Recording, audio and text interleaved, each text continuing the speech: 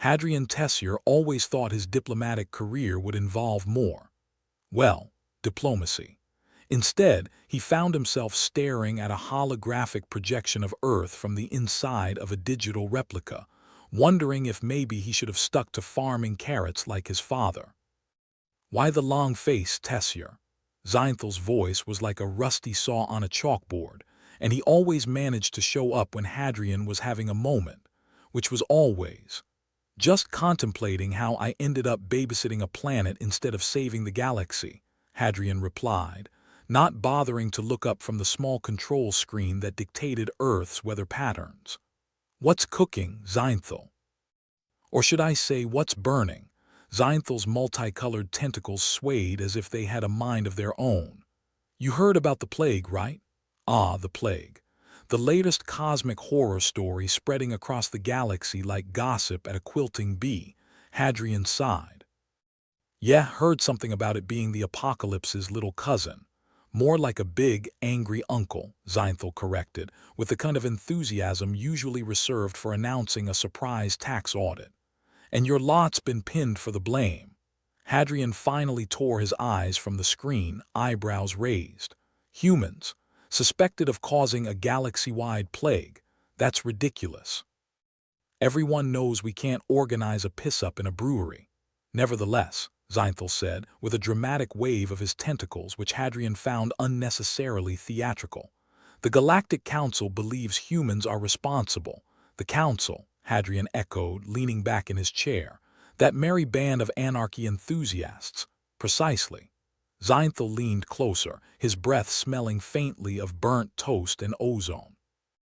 Which is why I'm here, delivering this delightful news instead of sipping moonshine on Vesper 12. Hadrian chuckled darkly, a laugh devoid of actual humor. And what do they expect us to do about it? Offer tea and crumpets to the universe and hope it makes everything better?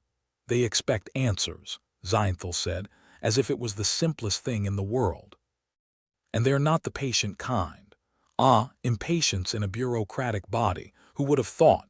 Hadrian massaged the bridge of his nose, feeling the headache building like a storm. So what's the plan?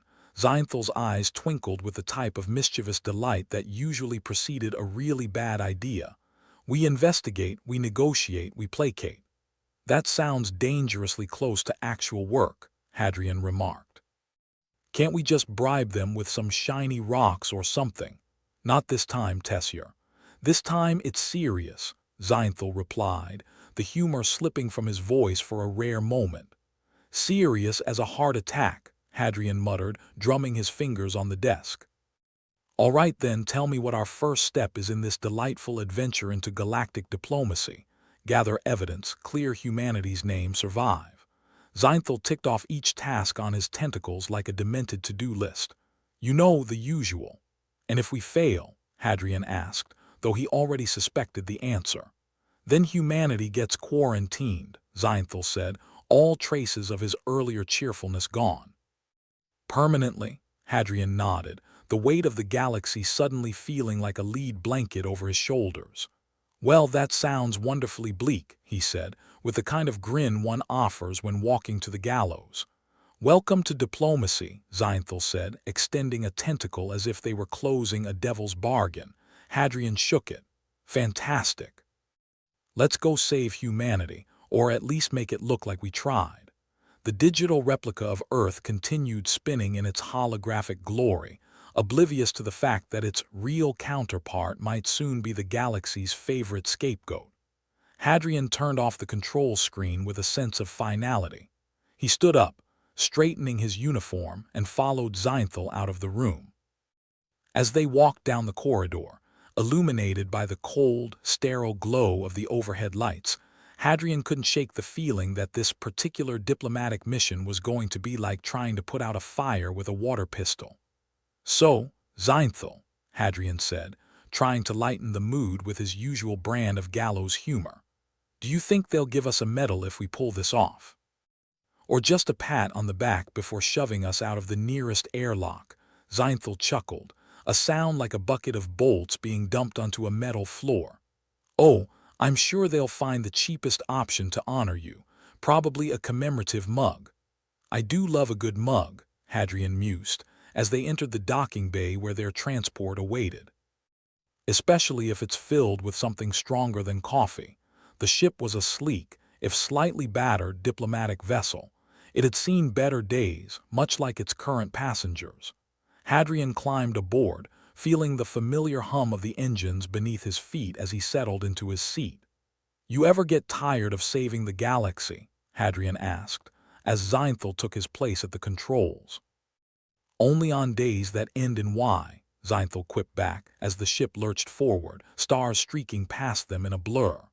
"Here's to another day at the office," Hadrian said, raising an imaginary glass as they hurtled towards their uncertain future. The ship flew into the void of space, a small, insignificant speck in the vast, uncaring universe. But for Hadrian and Zeinthal, it was just another Tuesday. They reached the first waypoint, a space station on the edge of Galactic Council territory. The place was a perfect blend of dystopian chic and grimy charm, and Hadrian couldn't help but feel right at home. "Welcome to the armpit of the galaxy," Hadrian said as they disembarked, the station's artificial gravity making his stomach do a little flip. "Charming," Zeinthal remarked, as they navigated through the maze of corridors, dodging what looked like space junkies and off-duty pirates. They eventually arrived at the Council's makeshift headquarters, where a particularly grumpy-looking alien was waiting for them. "You're late," the alien spat, its voice like nails on a chalkboard. "Fashionably," Hadrian corrected, not missing a beat. "Besides, you can't rush diplomacy," the alien snorted, a sound akin to a clogged drain. "The Council expects results, not excuses. And I expect a decent cup of coffee, but here we are," Hadrian shot back, folding his arms. "Enough," Zeinthal interjected, ever the voice of reason. "Let's get down to business." They entered the council chamber, a dimly lit room filled with an assortment of alien species, all of whom looked about as thrilled to be there as Hadrian felt. Hadrian Tessier, representative of Earth, an alien with 4 eyes and a bad temper, announced, as if introducing a sideshow act. "That's me," Hadrian said, raising a hand. "Here to solve all your problems, or at least pretend to. We demand answers," another alien hissed, its scales glinting under the harsh lights. "And you'll get them," Hadrian promised. "Just as soon as I find out what the hell they are." The room erupted into a cacophony of accusations and demands, a symphony of chaos that would have made even the most hardened diplomat flinch. But Hadrian just stood there, a small smile playing at the corners of his mouth. "What's your plan, Tessier?" Zeinthal asked, his voice barely audible over the din. "Survive," Hadrian replied with a wink. "And maybe, just maybe, save humanity in the process." The meeting dragged on, each accusation more elaborate than the last, as if the council members were competing for who could come up with the most creative way to blame humanity. "It's like a bad episode of intergalactic daytime TV," Hadrian muttered under his breath. "And you're the guest star," Zeinthal added, with a hint of a smile. Eventually, the council agreed to give Hadrian a chance to prove humanity's innocence, though it was clear they were already sharpening their knives for the metaphorical backstabbing. As they left the chamber, Hadrian felt a mix of relief and dread. "Well, that could have gone worse," he said, trying to sound optimistic. "But not by much," Zeinthal pointed out, ever the realist. They headed back to their ship, the weight of the galaxy once again pressing down on Hadrian's shoulders. "You think we can pull this off?" Hadrian asked, as they prepared for takeoff. "If we don't, at least we'll go down in style," Zeinthal replied with a grin. "I'll drink to that," Hadrian said, as the ship launched into the star-speckled abyss. The universe might be indifferent, cruel, and unforgiving, but Hadrian Tessier was determined to prove that humanity was more than just the galaxy's favorite punching bag. And with a little luck, a lot of sarcasm, and maybe a miracle or two, he just might succeed. The dull hum of the ship's engines was like a lullaby for the insomniac. Hadrian Tessier stared at the control panel, its blinking lights offering less comfort than a blackout during a horror movie. Next to him, Zeinthal was navigating them through the star-sprinkled abyss with the precision of a drunken sailor. "Remind me again why we're heading to see Doctor." "Solara Vin, instead of just throwing up our hands and accepting our fate?" Hadrian asked, his voice laced with the usual dose of sarcasm. "Because, Hadrian, surrendering is bad for the complexion," Zeinthal replied, twisting a tentacle around the throttle. "Plus, there's an infinitesimal chance she might actually help." "Infinitesimal chances are my favorite kind," Hadrian said, deadpan. "Right after zero and none." Doctor Solara Ven was the kind of scientist who could make a Nobel laureate feel like they were still playing with glitter sticks. She was stationed on Mido Station, a gleaming hub of scientific endeavor in the middle of nowhere, which was precisely where one conducted experiments that might end in catastrophic failure.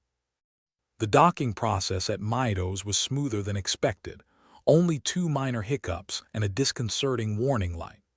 Hadrian and Zeinthal disembarked into the sterile, cold interior of the station, where the smell was a cross between antiseptic and someone's unfinished lunch. "Welcome to the land of lab coats and dubious ethics," Hadrian muttered, as they pushed through the corridors toward Solara's lab, ignoring the frantic scientists who looked like they hadn't seen sunlight since the last planetary alignment. Solara's lab was a mess of wires, screens, and what appeared to be the remains of a very unfortunate coffee machine. Solara herself was standing amidst the chaos, a whirlwind of energy with an enthusiasm that was almost unsettling. "Hadrian," she exclaimed, looking up from her work as if she'd just put the universe on hold. "And you brought a friend. How delightful." "Charmed," Zeinthal said, although his tone suggested otherwise. "We've got a situation," Hadrian said, skipping the pleasantries. "Galactic councils convinced humanity's responsible for a galaxy-wide plague. Thought you might have some insight." Solara's eyes narrowed, and she tapped a series of commands into a console that looked like it had survived a small war. "Interesting. I've been analyzing some pathogen samples. Guess what? They have signatures similar to an old Earth virus. Long extinct." "Well, isn't that just peachy?" Hadrian said, the sarcasm dripping from his words like a leaky faucet. "We've managed to resurrect the deadliest part of our history. What's next? Bringing back Disco."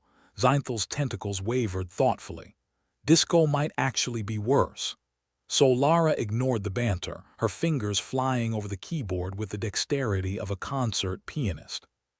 "The virus itself isn't identical, but the resemblance is too strong to ignore. It's like someone took an old recipe and spiced it up with a few new ingredients." "So, someone's cooking with gas and we're the ones about to get burned," Hadrian observed. "Exactly," Solara confirmed. "If the council finds out about this, they'll slap a do not enter sign on Earth faster than you can say quarantine." "Lovely," Hadrian muttered. "We need to clear humanity's name, not send it further down the drain. Any ideas?" Solara frowned, her mind visibly racing. "We'll need to trace the origin of this mutation. If we can prove it didn't come from Earth, we might have a shot."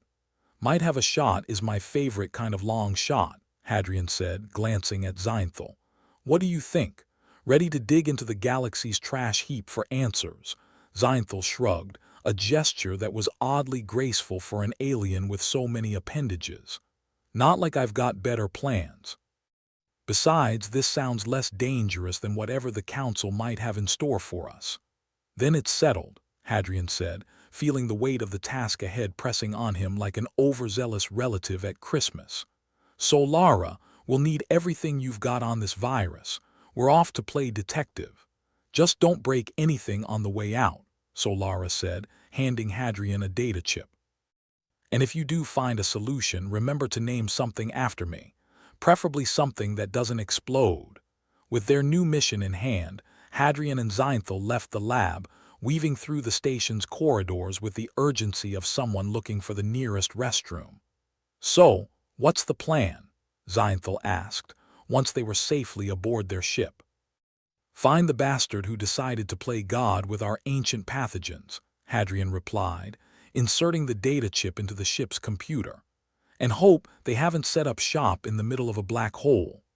Optimism suits you, Zeinthel quipped, as they set a course for the outskirts of the known galaxy, where law and order were more like polite suggestions.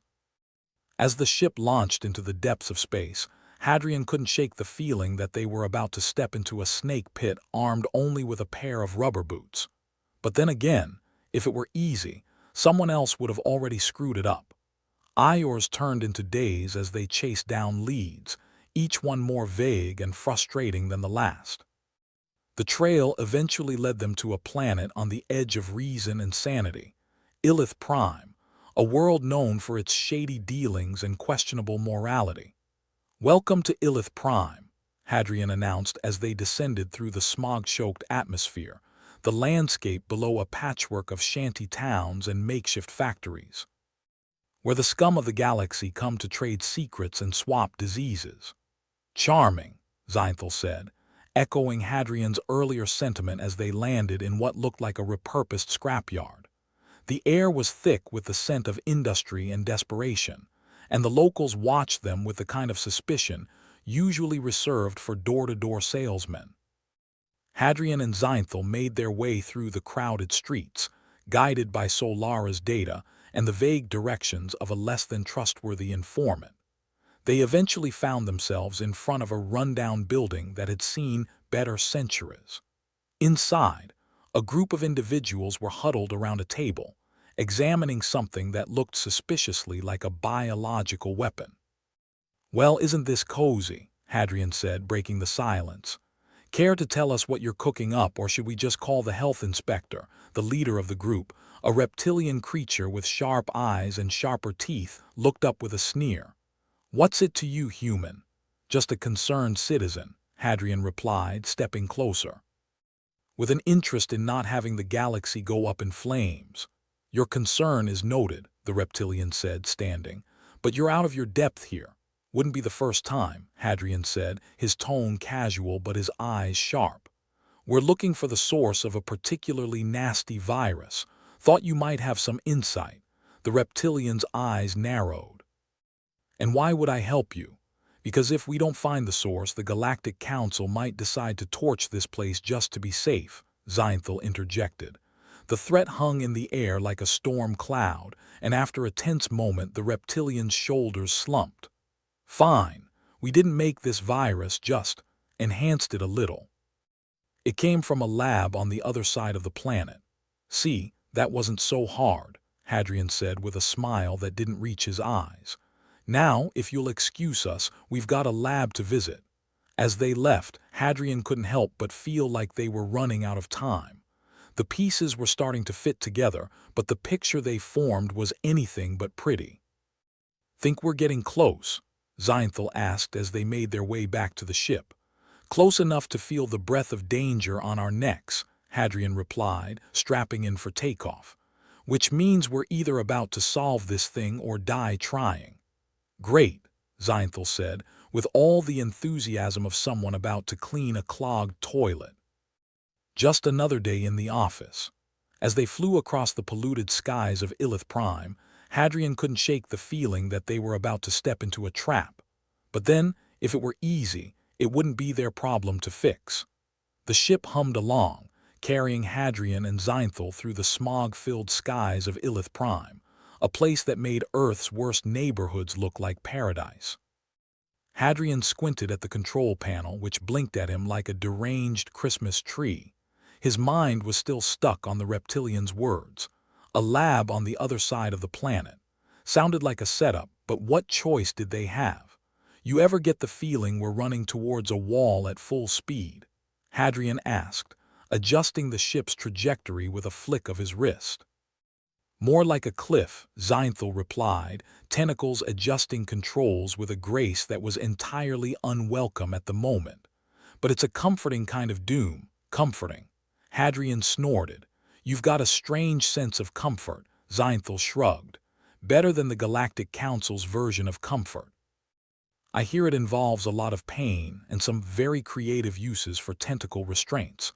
"Charming thought," Hadrian said, shuddering slightly. "Let's focus on not ending up as a decorative piece in some alien's living room." Yeah, the ship's console pinged, announcing their arrival at the supposed lab. It was a decrepit building, its structure barely holding together amidst a sea of garbage and forgotten technology. Hadrian sighed. This place has the ambience of a dumpster fire. The smell's about the same, too, Zeinthal added, tentacles slithering toward the door controls. They stepped out into the rancid air, approaching the lab with the cautious optimism of a cat approaching a vacuum cleaner. Hadrian's instincts were screaming at him to turn tail and run, but that wouldn't solve anything. Inside, the lab was as uninviting as its exterior promised. Machines wheezed and clanked, shrouded in a haze of dust and neglect. "Feels like home," Hadrian muttered, wiping grime from a panel to check the readouts. "Your home must be charming," Zeinthal quipped. "I'm getting a reading here. Not much, but enough to suggest someone's been playing mad scientist recently." Hadrian leaned over Zeinthal's shoulder, peering at the data. "Lovely. Let's find out who's been playing God."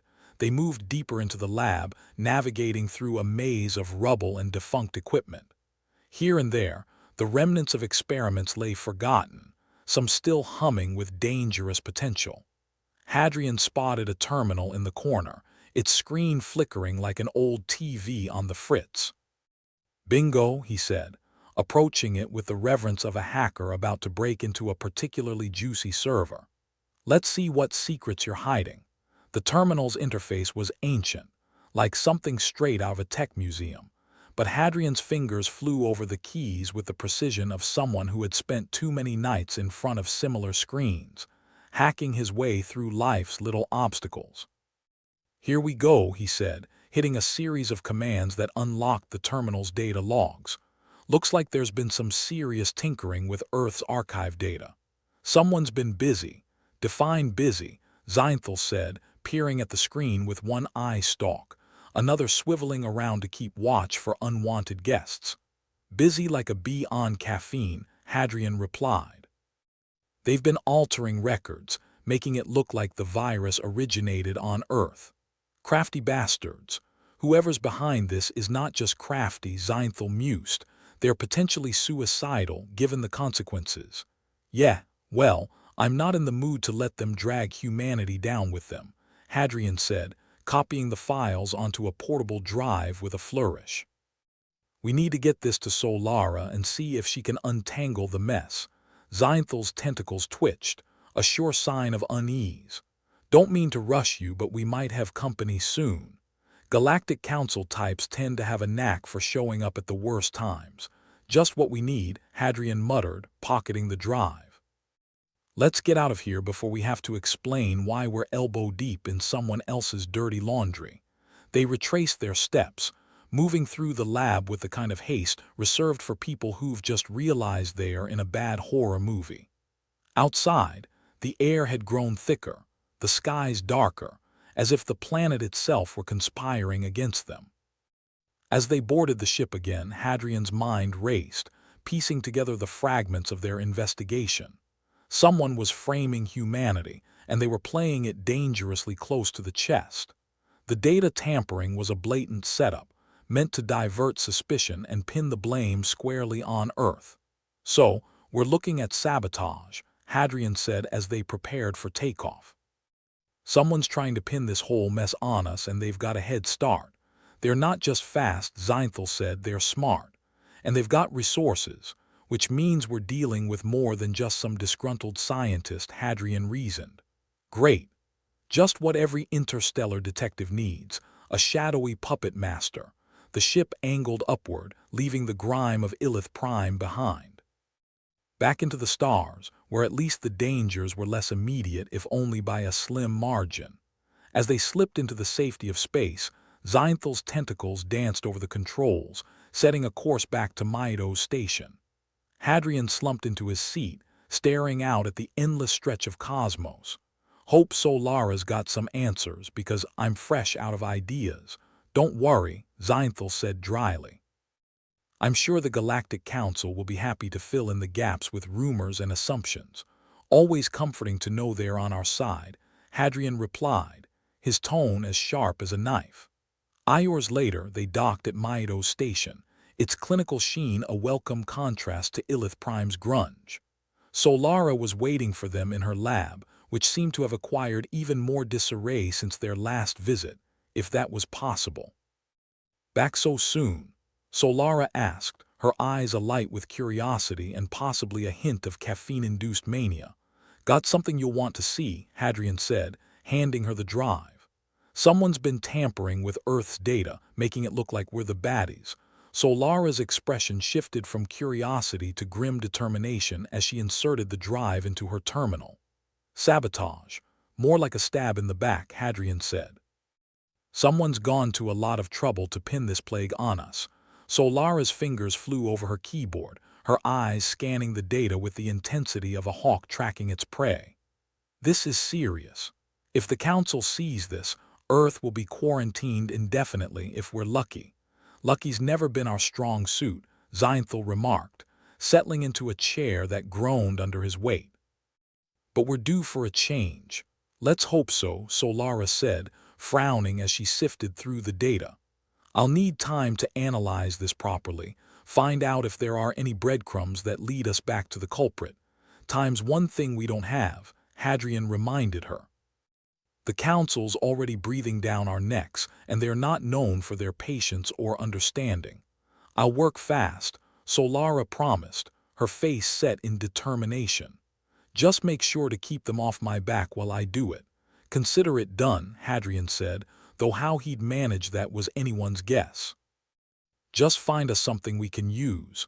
With nothing left to do but wait, Hadrian and Zeinthal left Solara to her work, the unease settling over them like a bad rash. They wandered through the station, trying to piece together their shattered plans. "You think we're in over our heads?" Zeinthal asked as they found a quiet corner to regroup. "Probably," Hadrian admitted. "But we've been in worse situations and come out more or less intact." "More or less," Zeinthal repeated with a dry chuckle. "The Council won't wait forever. We've got to find a way to stall them." "Yeah, because reasoning with a paranoid bureaucratic nightmare always goes well," Hadrian said with a sardonic grin. "But you're right. We need to buy time until Solara cracks this." Zeinthal's tentacles twitched thoughtfully. "Maybe we can feed them some misinformation, lead them on a wild goose chase while we figure things out." "Not a bad idea," Hadrian mused, warming to the plan. "If we can divert their attention long enough, we might just pull this off. Here's hoping we're better at misdirection than they are at sniffing out bullshit," Zeinthal said, with a note of hope. "Guess we'll find out," Hadrian replied, steeling himself for the next phase of their increasingly convoluted mission. "Welcome to the wonderful world of intergalactic espionage."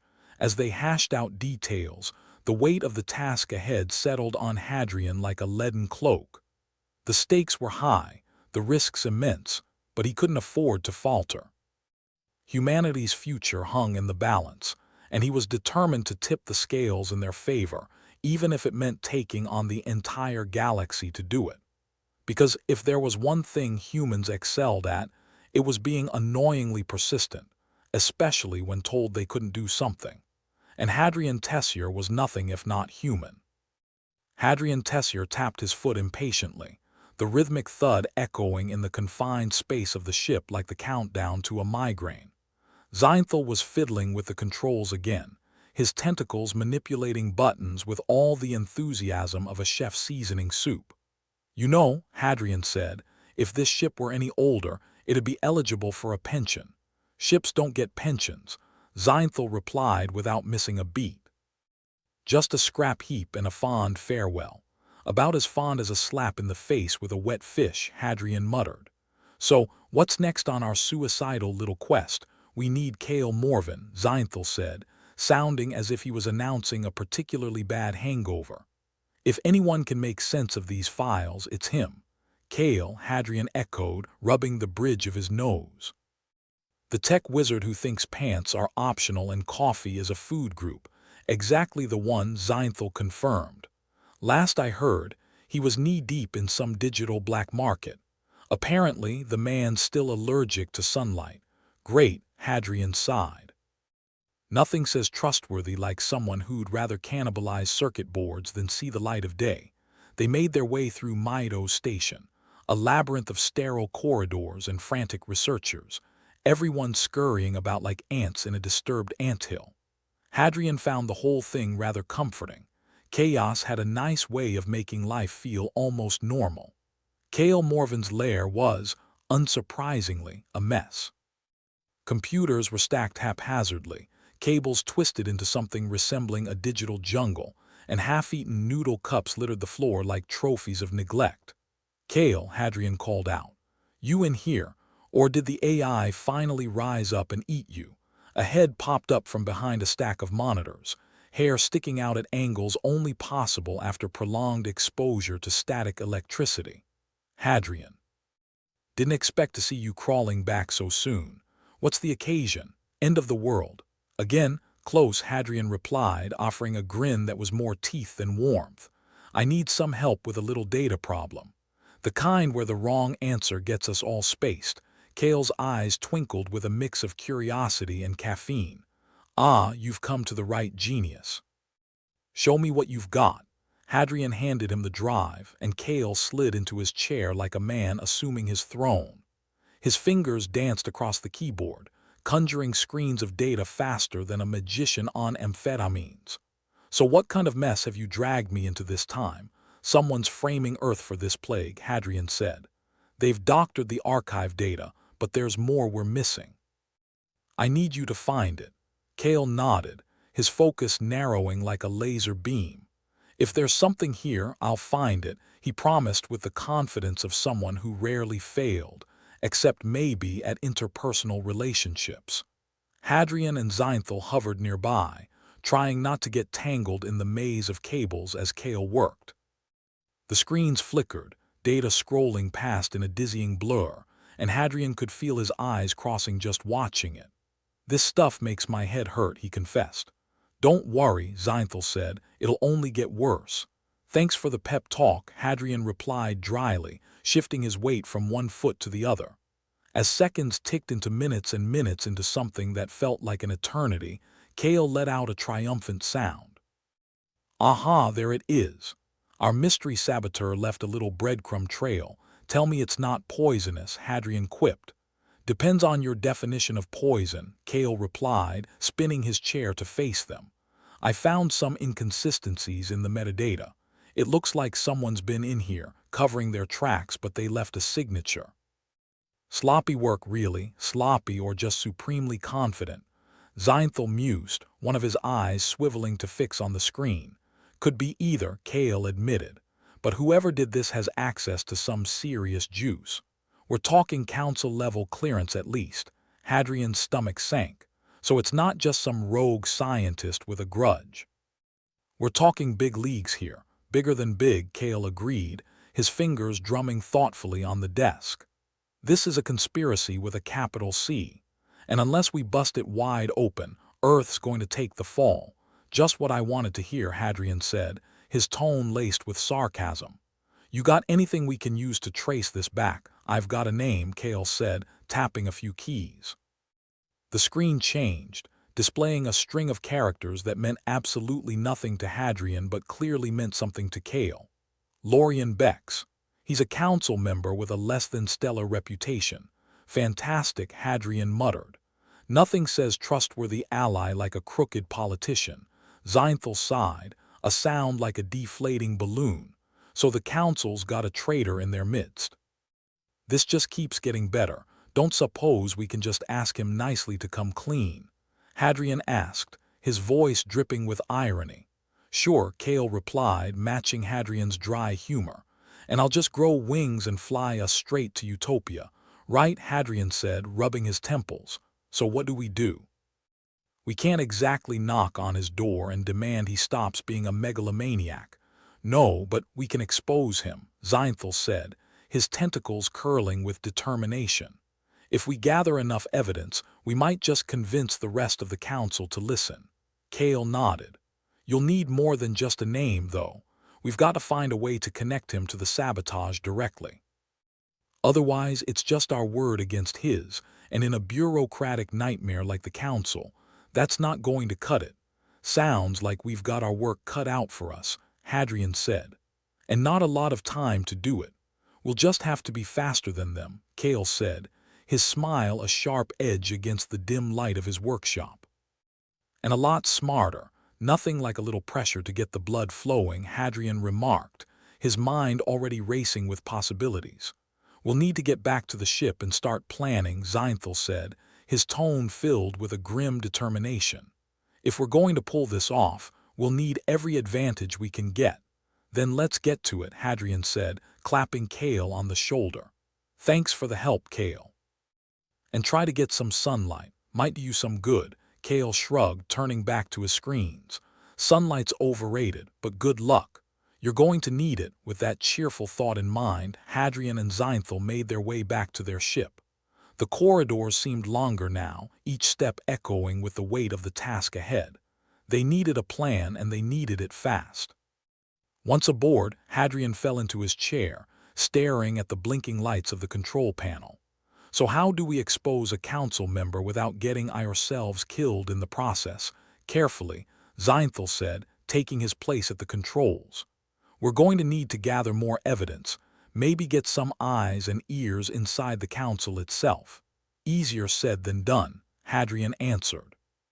You know how tight their security is, and our faces are probably plastered all over their most wanted list right about now.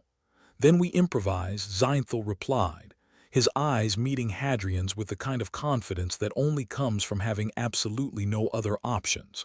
We'll need allies, and we'll need to act fast. Allies. In this galaxy, Hadrian scoffed. You're asking a lot. Sometimes you have to take a leap of faith, Zeinthal said, or at least a step in the dark. Fine, Hadrian said, steeling himself for what lay ahead. Let's start with what we know. Lorien Bex is dirty, and he's got a hand in this plague nonsense. We've got to find a way to prove it. Maybe Solara can help, Zeinthal suggested. She's got contacts, and if anyone can sway the scientific community, it's her. Yeah, Hadrian agreed. If anyone can make sense of this mess, it's Solara. We'll fill her in and see what she can dig up. With their plan as set as it could be, given the circumstances, Hadrian settled back into his chair, his mind a whirl of schemes and counter-schemes. They had a name, a lead, and a mission that seemed about as likely to succeed as a lead balloon taking flight. But if there was one thing humans were good at, it was defying the odds. And with a little luck and a lot of cunning, maybe, just maybe, they could pull this off. As the ship hummed beneath them, Hadrian allowed himself a moment to revel in the madness of it all. Because it was madness, pure and unadulterated, and if he was going to go down in flames, he might as well do it with a smile. Ready for this? Zeinthal asked, the ship's engines already priming for their next journey into insanity. Ready as I'll ever be, Hadrian replied, grinning despite himself. Let's go rattle some cages. And with that they set off, a pair of unlikely heroes in a galaxy that seemed dead set on doing its worst. But that was all right. Hadrian Tessier had gotten pretty good at handling the worst. Ever feel like the galaxy's biggest piñata? Hadrian muttered, his eyes glued to the ship's control panel. The blinking lights seemed to mock him with every flash. And we're the unlucky bastards who've lost the stick. Zeinthal glanced over, tentacles tapping a rhythm of mild irritation on the console. Actually, I was hoping for a day where we're not on the verge of cosmic annihilation, but your analogy works too. The ship's engines hummed beneath them, a mechanical lullaby for anyone desperate enough to find comfort in near-constant peril. Hadrian wasn't. He was merely desperate. But before they could dive into the absurdity of their plan, they needed a voice of reason, or at least someone who could fake it convincingly. Enter Dr. Solara Ven, Earth's reluctant champion and the closest thing they had to a miracle worker. Don't you love the smell of impending doom in the morning? Solara quipped as she entered the ship's dimly lit control room. Her lab coat was a casualty of her latest caffeine-fueled frenzy, smudged with substances Hadrian knew better than to inquire about. Smells like a hangover to me, Hadrian replied, rubbing his temples. You got anything that can turn this mess around, or should we just drink ourselves into oblivion now? She waved her hand dismissively, flicking a holographic screen to life with a flick of her wrist. "Please, Hadrian. If I had a credit for every crisis, I'd be sipping cocktails on Vesper 12 right now." "Assuming it hasn't set itself on fire," Zinthal interjected, a tentacle casually guiding the ship through Illith Prime's cluttered skies. The planet, with its smog-filled atmosphere and general disdain for life, loomed like a bad joke that just wouldn't die. "Yeah, assuming that," Solara conceded, a ghost of a smile tugging at her lips. "So, what's the plan, or are we just winging it like usual?" "Bit of both," Hadrian admitted, leaning back in his chair. "Kale found our saboteur Lorian Bex, a real charmer with council clearance. We need dirt on him and fast." "Ah, politics," Solara sighed. "Love the smell of backstabbing in the morning, too." "You're full of great smells today," Hadrian joked, though his grin was wan. "Got any bright ideas?" Solara tapped through data with machine-like efficiency. "Bex is a slippery one, but he's got weaknesses, financial issues, a fondness for exotic gambling dens.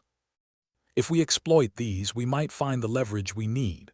"Sure, because blackmailing a council member is an old classic," Hadrian said, his voice dripping with irony. "Desperate times," Solara shrugged. "Besides, it's not like we've got a lot of choices. Plus, my contacts can get us a peek inside the council's dealings if that helps." "That's the spirit," Zinthal said, though the sarcasm was palpable even through the alien's translation device. "Nothing like hitting rock bottom to inspire creativity." Hadrian leaned forward, elbows on knees, the weight of their predicament heavy on his shoulders. "All right, so how do we play this? Do we send someone in or start hacking the bastards from here?" Kale's voice crackled through the comms. "Preferably the latter," he said, sounding as if he'd taken a break from his own digital jungle.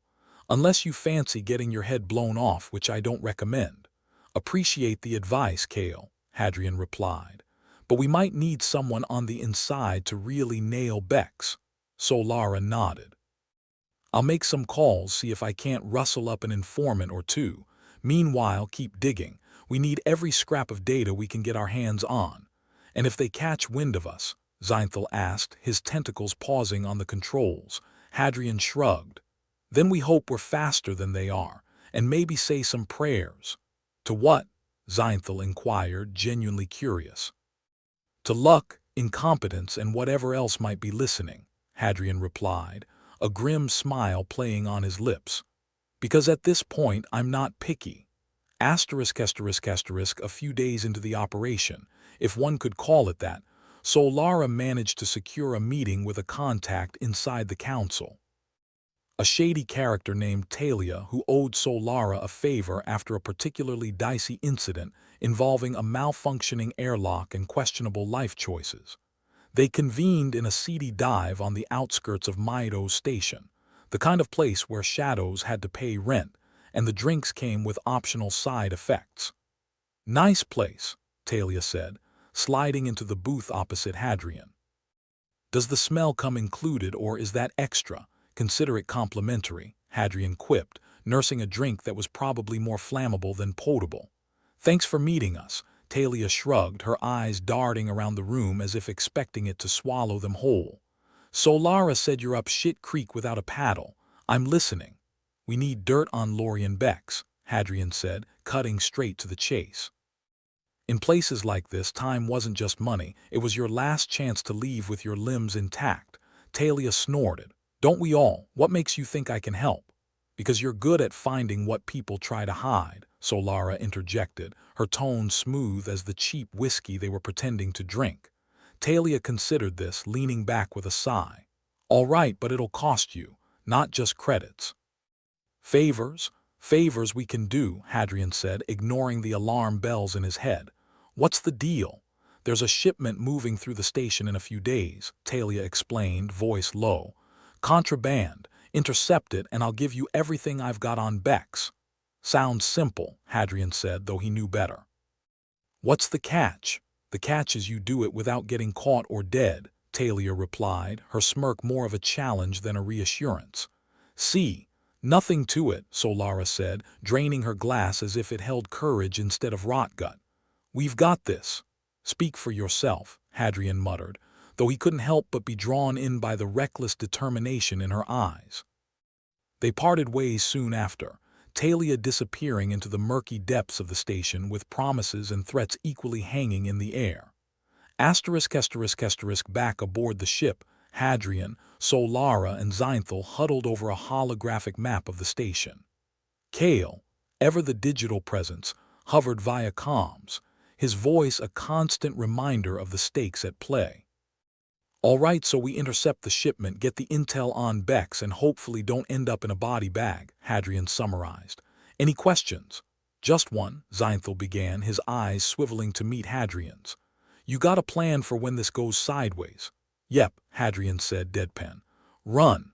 Reassuring, Solara remarked, though her grin suggested she wouldn't have it any other way. "Let's get to it then." The plan, such as it was, involved the kind of precision usually reserved for surgery or bomb disposal, since, in essence, it was both. They were to intercept the shipment mid-transfer, a delicate dance of deception and brute force that had every likelihood of ending in disaster. As they moved into position, Hadrian couldn't shake the feeling that they were mice pretending to be cats, nibbling at the edges of a trap set by far more dangerous predators. But it was too late for second thoughts. The operation was already in motion, a relentless countdown that ticked away their options. Solara moved like a ghost through the shadows, her presence almost ethereal as she manipulated the station's security systems with a deftness that spoke of either genius or madness. Hadrian suspected both. Zeinthal, ever the tactician, coordinated their efforts from the ship, his multiple limbs flying over controls with the ease of a maestro conducting a symphony of chaos. And Hadrian did what he did best, improvising. As the shipment came into view, he felt the familiar surge of adrenaline, a cocktail of fear and exhilaration that sharpened his senses and dulled his common sense. "Here goes nothing," he muttered, diving headlong into the fray. The transfer was a blur of motion and misdirection, a high-stakes game of cat and mouse where the roles switched faster than the players could keep up. Hadrian moved with a speed born of necessity, his focus narrow as he danced around guards and bypassed locks with a skill that would make a thief envious. Solara's voice crackled through his earpiece, a steady guide in the storm. "You're clear. Package is in sight." "Just like stealing candy from a heavily armed baby," Hadrian replied, his breath coming in controlled gasps as he reached the shipment. The package was nondescript, a plain black case that could have been carrying anything from weapons to pastries. But pastries didn't typically come with armed escorts. Hadrian jimmied the lock, his fingers working with practiced ease until the case clicked open. Inside was a treasure trove of data chips, each more illicit than the last. "Got it," he said, snapping the case shut. "Time to make our exit." That, of course, was where things usually went sideways, and today was no exception. An alarm blared, the sudden wail of sirens echoing through the station like a demented opera. "Time to go," Zeinthal urged, his voice calm but insistent. Hadrian didn't need to be told twice. He bolted, Solara already several steps ahead as they raced through the chaos, guards converging with lethal intent.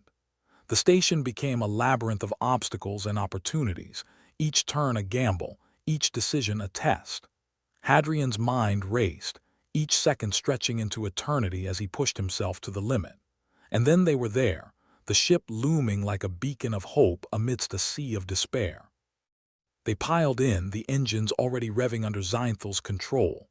Hadrian threw himself into his seat, heart pounding, adrenaline singing in his veins. "Everyone in one piece." "For now," Solara replied, her breathing heavy but triumphant. "Nice work, boys." Zeinthal didn't bother with a response, his focus solely on getting them out before the station realized exactly what had been stolen. The ship surged forward, a defiant streak against the backdrop of space, leaving behind a wake of confusion and chaos that they could only hope would delay pursuit. As they settled into the relative safety of the ship's cabin, Hadrian allowed himself a grin, the enormity of their success a heady rush. They'd done it. Against all odds, they'd pulled it off. Well, that was invigorating, he said, turning to Solara. Think Talia's intel will be worth the hassle. It better be, Solara replied, though her smile suggested she was more optimistic than she let on. Otherwise, next time we're sending Kale. Kale's voice crackled through the calm, indignant. Not a chance. I'll stick to my cozy corner of chaos, thank you very much. Don't worry, Zeinthal said, his tentacles at rest now that the immediate danger had passed. We'll find plenty more disasters for you to enjoy. Hadrian chuckled, the laughter a release of tension and nerves, a reminder that in a galaxy that seemed hell-bent on wiping them out, they could still find moments of triumph. Let's hope this pays off, Hadrian said, his thoughts already turning to the next phase of their plan. They had the data, the proof they needed to bring Bex down and clear Earth's name. But for now, they allowed themselves a moment of victory, a brief respite in the storm of uncertainty that awaited them. Here's to improbable success, Solara toasted, raising an imaginary glass with a grin. May it be the first of many. And as they set course for the next chapter of their chaotic tale, Hadrian couldn't help but feel a flicker of hope amidst the darkness. They were outmatched, outgunned, and on the brink of defeat, but they were still here, still fighting. And that, in a galaxy that thrived on despair, was perhaps the greatest victory of all. Cale Morven peered at the screen with the expression of a man who'd rather be anywhere else than cooped up with a bunch of malfunctioning servers. He scratched at the scruffy tangle of hair that might have been styled by a blender, if a blender could belch up something resembling a haircut. All right, you crazy bastards, here we go, he muttered, fingers dancing across a keyboard that had seen better days and cleaner workspaces. On the screen, a digital replica of Earth spun lazily, blissfully unaware of the chaos Cale was about to unleash. Hadrian Tessier leaned over Cale's shoulder, trying not to breathe in the aroma of stale coffee and tech-induced BO. You sure this is gonna work? Cale snorted, the sound carrying all the confidence of a gambler betting on a two-legged horse. Define work. If you mean will it show us something interesting, probably. If you mean will it avoid setting off every alarm from here to the Galactic Council, then. Comforting, Hadrian replied, crossing his arms. We're on a clock here, you know. Yeah, I'll get your magic show going in a sec. Cale tapped a few more keys and the digital Earth flickered, its holographic landscape rippling like it was trying out a new look for the weekend. Dr. Solara Venn was pacing near the ship's viewport, a habit she seemed to have picked up as a substitute for caffeine. We're not trying to blow anything up, at least not yet, she chimed in, voice tinged with the sort of sarcasm that could corrode metal. Just need enough to make the council reconsider their witch hunt. Zeinthal, seated at the ship's controls, swiveled an eye toward Solara. Given their penchant for theatrics, I doubt we'll sway them with anything less than a divine revelation. Or a really good bribe, Hadrian added deadpan. The offer stands, Cale said, pulling up a diagnostic screen. But let's try to not sell human dignity for credits just yet. Okay, here we go. With a final keystroke that might have been accompanied by a drumroll in a more melodramatic universe, the digital Earth convulsed, and a new layer of data appeared, a complex web of vectors and points of origin, pulsing with a malignant glow. That, Cale said, pointing as if presenting an especially grotesque art exhibit, is the pathogen's origin. Or at least where our data says it came from, Hadrian squinted. And you're sure this isn't just a fancy screensaver? Cale grinned, the kind of grin that suggested he'd bet his last credit on this one. Trust me, I've seen screensavers that would make this thing blush. These vectors highlight deliberate distribution points. Someone's been playing God and not the benevolent kind. Solara stopped her pacing, eyes fixed on the projection like a predator spotting its prey. That's a lot of data, she mused. But how do we convince the council it's legit? That's where our good friend timing comes in, Hadrian said, tapping the side of his head like he was tuning a faulty radio. We hit them with this right as they are about to make some final decision, when they are already knee-deep in doubt. And if they are not, Zeinthal asked, never one to miss a chance to voice the alternative. Then we're screwed, Hadrian replied, the words falling with the weight of inevitability. But hey, at least we'll have tried. Brilliant strategy, Cale muttered, eyes still glued to his screens. If you need me, I'll be over here, praying to the deity of broken tech that this doesn't backfire. Add me to the prayer chain, Solara said, a rare flicker of humor breaking through her grim resolve. Now, let's get this show on the road. With the data in hand and a plan that could generously be described as half-baked, the crew set a course for Maido's station. The journey was uneventful, which in their line of work felt more like the universe pausing to draw back the slingshot of disaster rather than a respite. As they neared the station, the familiar hum of the ship's engines mixed with the tension in the cabin, a symphony for insomniacs, to steal Hadrian's earlier analogy. Hadrian ran a hand through his hair, which was beginning to resemble a small, untamed forest, and took a deep breath. "You ready to play politics?" Solara asked, her voice slicing through the silence. "Politics is the art of saying nice doggy until you can find a rock," Hadrian replied. "But sure, let's dance." Docking at Maido's was an exercise in controlled chaos, the kind that made you wish for the straightforward pandemonium of a gunfight. Hadrian led the way, data module tucked securely under his arm like it was the Holy Grail, assuming the Holy Grail could incriminate a galactic faction.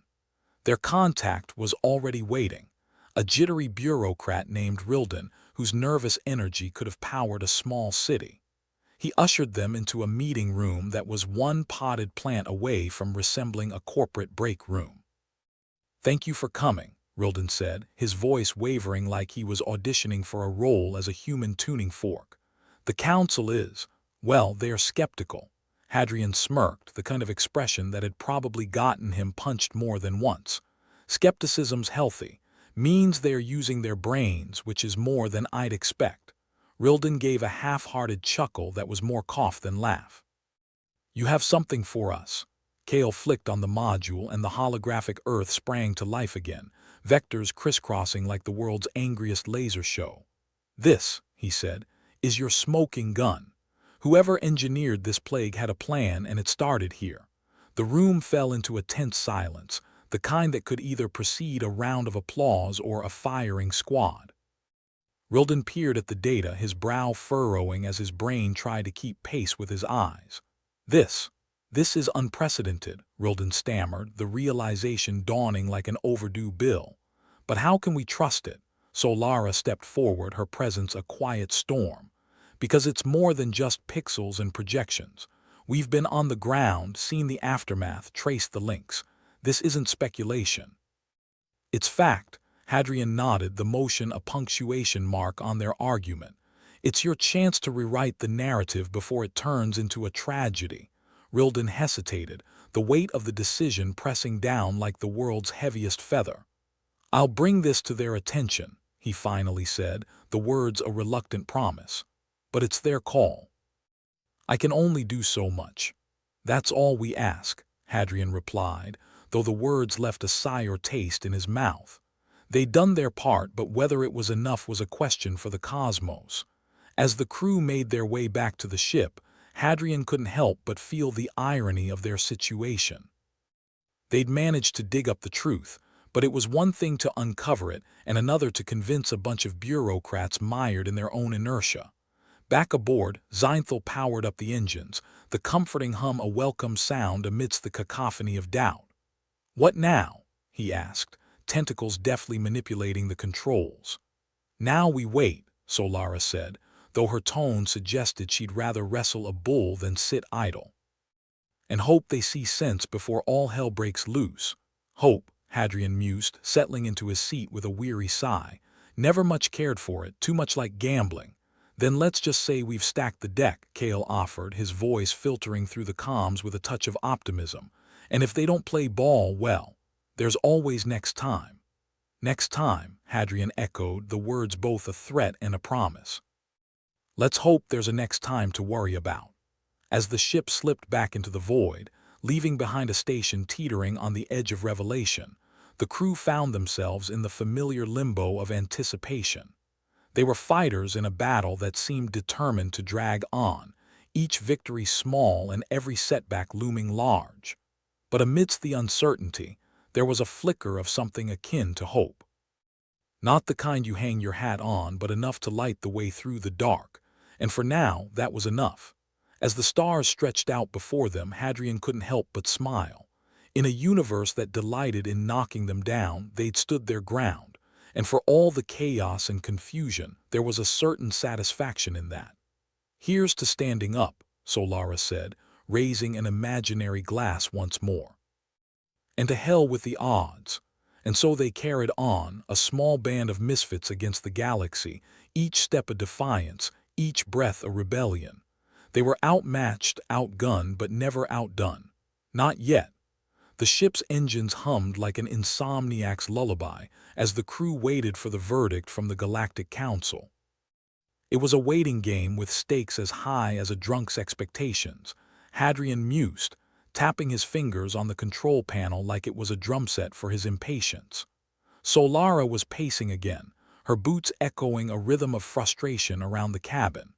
"They've got all the evidence," she grumbled, pausing to glare out the viewport as if the stars themselves were responsible for the delay. "What the hell's taking so long? Council's probably busy deciding which tentacle restraint to use on the next unfortunate soul," Zeinthal chimed in, not looking up from the controls. "I'd bet they are arguing over the finer points of comfort. Or maybe they're just trying to figure out how to spin this so they don't look like a bunch of cosmic idiots," Kale added, his fingers dancing over the keyboard in a bizarre waltz with the holographic interface. "Can't let the galaxy think they got played by a rogue faction." Hadrian leaned back, eyes on the flickering screens showing the digital replica of Earth. "You'd think evidence of a galactic plague starting with someone else would speed things up, but bureaucracy moves slower than a slug on a tepid day."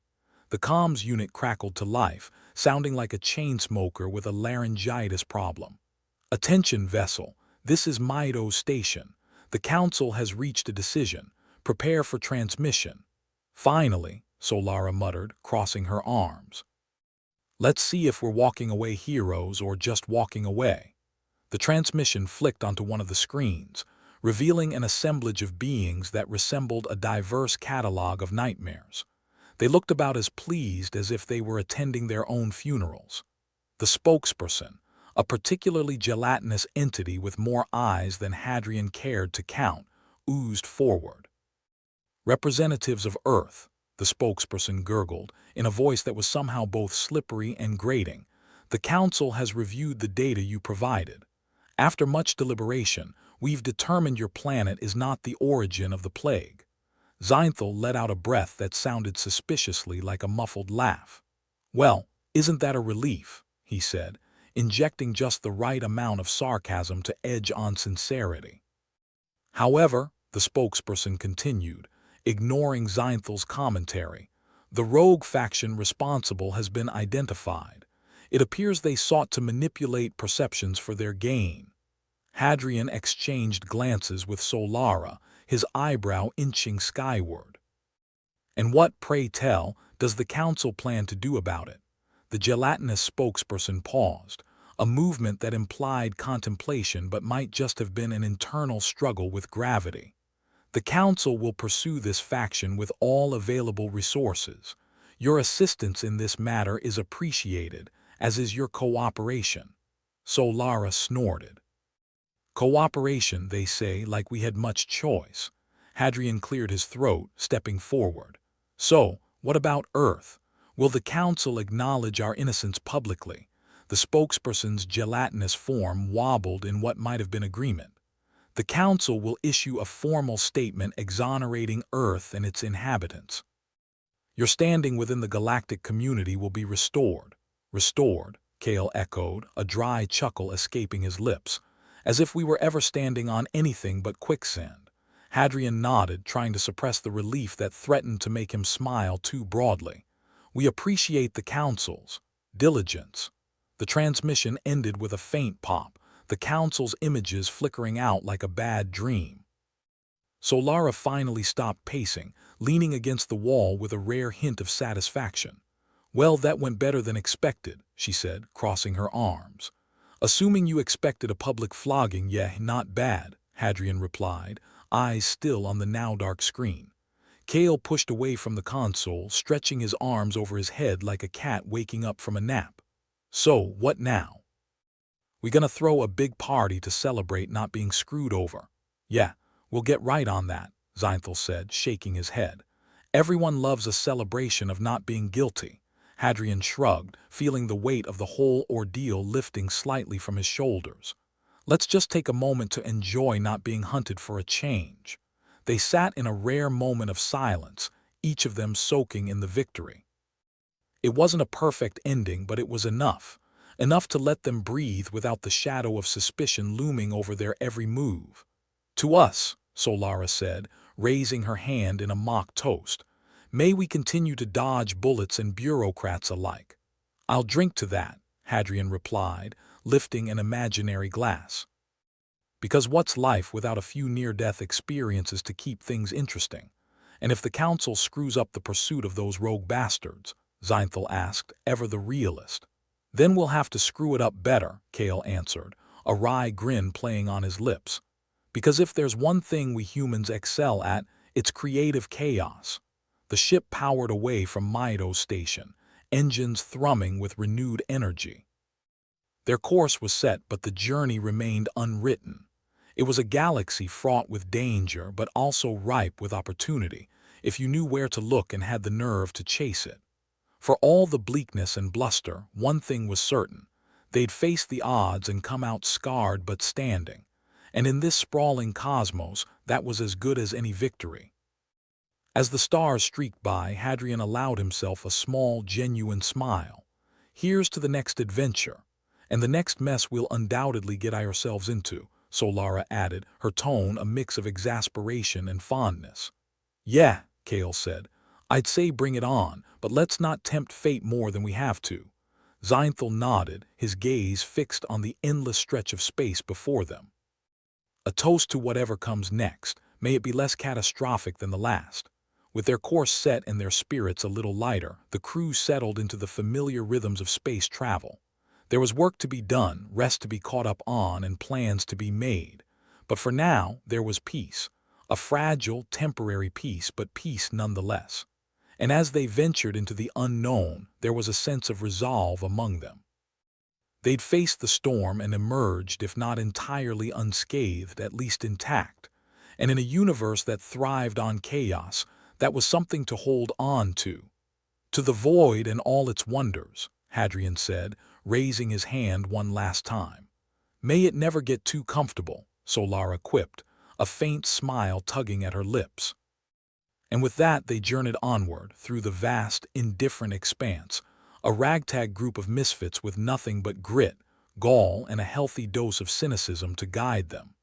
The galaxy was a harsh mistress, but they'd proved they could keep their footing, even on the slipperyest slopes. And as long as they kept moving, there was always hope, albeit the kind that came with a side of snark and a wink. Hadrian squinted at the dense web of stars outside the viewport, his mind a jumble of half-baked plans and cynical musings. "So, the galaxy decides we're innocent. Too bad they can't unsee the tentacle porn they call justice." Kale, still glued to his beloved holographic interface, chuckled. "Yeah, but think of the headlines. Earth, not the galactic pariah after all." Solara leaned back, arms crossed, the picture of dubious satisfaction. "I doubt the Council will bother with headlines. They'd rather shove the whole mess under a proverbial rug and hope everyone forgets." "Council's got more rugs than a dodgy antique dealer," Zeinthal chimed in, smirking. "Each one hides a scandal or two." "Or a dozen," Hadrian nodded, drumming his fingers against the control panel in a rhythm that matched his racing thoughts. "At least Earth can breathe easy. Figuratively, of course, because last I checked, air pollution's still a thing." "And the digital Earth?" Kale asked, his eyes flicking between lines of code like a conductor lost in a symphony of chaos. "Safe and sound," Hadrian replied, offering a rare smile. "No thanks to the Council's bureaucratic ballet." Solara sighed, a sound that conveyed equal parts relief and exasperation. So, we're not the galaxy's favorite scapegoat anymore. What's next? Vacation on Vesper 12, sipping cocktails with tiny umbrellas, Zeinthal snorted. Only if you enjoy watching the council plot their next screw-up. Besides, last time I checked, those cocktails are more like engine fuel. A toast, Hadrian said, raising an imaginary glass once more. To surviving the council's version of a witch hunt, and to whatever madness lies ahead. Here's hoping it's slightly less insane, Solara said, echoing the gesture. Kale leaned back, stretching as if shaking off a long, unpleasant dream. I don't know, I kind of like the thrill. Keeps the blood pumping. You're a certified lunatic, Zeinthal replied, shaking his head with mock disapproval. But then again, aren't we all? The ship's engines hummed on, echoing their collective sentiment. Life in space was unpredictable, and the universe liked to remind them of that with every twist and turn. All this excitement, and we didn't even need to get shot at, Hadrian mused, looking back at the now blank screen where the council's decision had played out. A record for us, I'd say. Let's not jinx it, Solara warned. There's plenty of time for the universe to throw more crap our way. Hadrian chuckled, a sound almost lost beneath the hum of the ship. Amen to that. As they settled back into the routine of space travel, the ship felt like less of a confining tin can and more of a safe haven, albeit one that needed a good dusting. The crew exchanged banter, the kind that comes from facing adversity together, their words weaving a tapestry of camaraderie and mutual respect. Think the council will actually catch those rogue bastards? Zeinthal asked, fingers idly tapping a rhythm on the console. They'd better, Solara replied, her tone ice-cold. Otherwise, we'll have to do it ourselves, again. There's a comfort in that, Kale said, his grin flashing like a rogue comet. Knowing we're the universe's last line of defense against its own stupidity. Hadrian chuckled, shaking his head. Or just its most persistent annoyance. To being annoying, Zeinthal raised his hand in another mock toast. The only way humans know how to survive. Hadrian stretched, feeling the weight of recent events settle into a manageable burden. I'd say it's a talent, one we've perfected over eons of getting in our own way. And out of it, Solara added, her gaze steady. We've got that going for us. Kale leaned back, crossing his arms behind his head as if contemplating a nap. Nothing like a bit of universal vindication to make a guy feel appreciated. Appreciation's overrated, Hadrian said, shrugging. I'll settle for not being shot at, or accused of starting plagues, Solara quipped. Always a plus. So, Kale said, sitting up with a sudden burst of energy, where to next, Captain Hadrian? Hadrian raised an eyebrow, feigning deep thought before shrugging dramatically. Wherever the universe needs a good shake-up. Or a slap upside the head, Zeinthal added, grinning. Set course for the next disaster then, Solara declared, her eyes glinting with a mix of mischief and determination. Someone's got to keep the galaxy on its toes. They all laughed, the sound bright and unrestrained, a rare melody in the vastness of space. It was a laugh born of relief, of shared struggle, and the knowledge that they'd faced the worst and come out the other side. As the ship sailed on, leaving Mido's station and its bureaucratic nightmares behind, the galaxy stretched out before them. It was a place of endless possibilities and infinite dangers, but with new clarity it also seemed a little less daunting. Hadrian settled into his seat, the familiar scene of stars streaking past a comforting constant. Here's to the next adventure, and may we always come out swinging. Swinging and sarcastic, Solara corrected, a smirk playing on her lips. That's our hallmark, Kale agreed, his eyes alight with mischief. Zeinthal nodded, his gaze fixed on the stars. And may the galaxy never know what hit it. The ship plunged deeper into the abyss, past stars and planets, leaving behind the shadow of false accusations and unwarranted suspicion. As they traveled, they left a trail of hope and defiance, their collective spirit a beacon brighter than any star. To the void, Hadrian said, raising his hand for what felt like the 100th time. And to never going quietly, Solara added, her voice steady and strong. With their course set and their spirits renewed, they continued their journey, a band of misfits in a vast, indifferent universe. They were survivors, fighters, and provocateurs, bound together by fate and their shared penchant for chaos. In the end, Hadrian mused, it's not about the destination but the journey, or the number of times we manage to screw up and still come out alive, Zeinthel commented, his grin as wide as the galaxy. The stars blinked in silent agreement, the ship's engines humming along in time with their unyielding resolve. As they ventured forth, leaving the past behind and looking towards the future, they knew one thing for certain. They'd face whatever came with grit, gall, and a healthy dose of snark. Because in a universe that thrived on chaos, they were the perfect anomaly, a force of nature unto themselves. And so they journeyed onward through the vast, indifferent expanse, a ragtag group of misfits with nothing but grit, gall, and a healthy dose of cynicism to guide them. In the grand, chaotic theater of the cosmos, they'd found their stage. It was a harsh, unforgiving place, but they'd proven they belonged. Against the odds, against the council, and against the universe itself, they'd stood their ground. With nothing but each other and their collective wits, they'd faced the storm, and won. For now, at least, that was enough.